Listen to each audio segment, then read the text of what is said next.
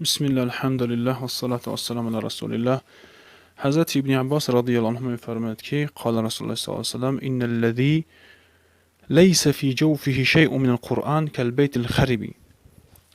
میگه بیشک نبی صلی الله علیه و فرمودن، میگه حضرت ابن عباس، همون نفری که نباشد در داخل اون چیز از قرآن نباشد، یعنی که یگام چیزی از قرآن حفظ نمیدوند و یگام چیزی بگیم آیت قرآن نمیدوند اصلا، اگر همین چنین باشد انسان، اگر میگه مانند یک خانه چپه کرده شدگی، یعنی که خراب هست، اون اصلا یک انسان خراب هست در نزد الله، یگام قدر قیمتی ندارد. میگه و همون سبب که هست هر یک مسلمان، هر یک بنده مسلمان باید که قرآن حفظ داشته باشد، کمی هم باشد، چند سوره که نباشد، کوشش کند که حفظ کند. ما نفرهایی را دیدیم که در سن 70 سالگی، از 70 سالگی بالا کرده کوشش میکردن سوره یاسین اذیت کردن خیلی از آنها را بگیم زیاد اذیت کردن، و سوره ملک، سوره تبارک الذی وقتی که کوشش میکرد که اذیت کردن، اون اذیت کردن به پورگی. یعنی که اینجا فهمیده میشود که انسان اگر که بخواهد و کوشش کند، الله پاک را نصیب میکند. و در دیگر حدیث دیگر روایت ترمذی هست، میگه این حدیث صحیح هست، از حضرت عبدالله ابن عمرو ابن عاص روایت است رضی الله عنهما.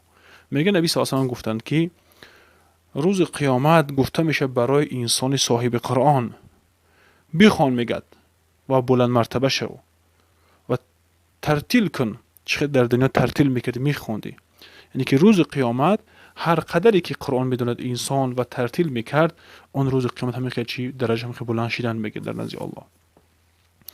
در دیگر روایتی که اومدگی هست که روایت بخاری مسلم هست، پیامبر گرامی صلی الله علیه و فرمودند لا حسد الا فی اثنین، حسد نیست الا چی؟ فی اثنتین، حسد نیست مگر در دو چیز.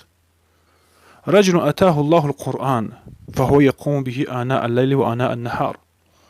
میگه یک مردی که الله دو دست اونا بگیم قرآن، پس همو قیام شب میکنه به همو در ساعتهای شب و در ساعتهای روز، یک نماز تهجد میخواند و قیام لیل میکند، در روز نمازهای نفل میخواند به همون قرآنی که الله به او داده است. و رجل آتاه الله المال، و یک مردی که الله را مال داده است، فهو ينفقه آناء اللیل و آناء النهار، و اون نفقه میکند اون مالش را در ساعتهای شب و در ساعتهای روز، یعنی که در شب و روز اون در خدمت هست بر اون مالش. الله پاک میگه حسد نیست مگر در همین فتنتین، گفته در همین دو نفر، اینکه دو نفر ده میشود که انسان همون آرزو را کند که همون درجه همون ها باشد. به همین سبب علما فرمودند که حسد هم دو نوع میشود، یکی مذموم میشه که محمود میشود. اما حسد مذموم، حسد بد، همون را میگن که یک نفر آرزو میکند، تمنا میکند که همون نعمتی که در یک نفر دیگر است، الله همون نعمت از اون بگیرد و اون نعمت در من باشد. این بسیار حسد بد است. و من شر حاسد اذا حسد گفتن حسدهای بد این را میگن. و اما حسد محمود، حسد خوب، حسدی که نبی صلی الله علیه و میگه این کارا بکند باید انسان، این که تمنا میکند که آرزو میکند که الله چگونه که همون مرد دو دست مال در الله نفقه کردیس است، منم الله همچنین بتد که منم مثل همون نفقه کنم. اما حسد نمیکند که مثلا اینکه اون الله پاک چکند نعمت از اون بگیرد و اون خراب کند و اون بگیم که به چیز چوره کند و اون به علم کند، به سواد کند. این خیلی آرزو نمیکند، اما میخواهد و بگیم تمنا میکند که همون چیز هم در همین باشد که اینم مانند هموری در دین الله خدمت کند.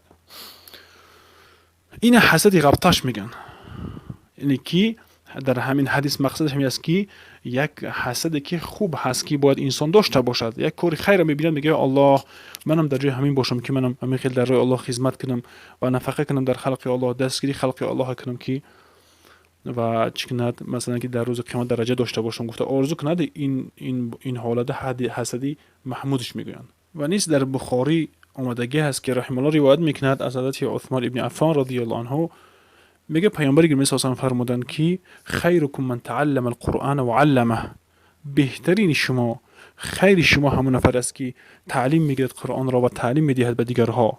یعنی که قرآن را تعلیم گرفته است و با تجوید و علم قرآن را و ترجمه قرآن و تفسیر قرآن را و دیگر که از دیگر نفرها را تعلیم میدهد. پیامبر گرامی صلی الله علیه و میگه بهترین شما این نفر هست. الله پاک همه ما شما اهل قرآن و به قرآن خواندن و عمل کردن نصیب روزی بگرداند. السلام علیکم و رحمت الله و برکاته.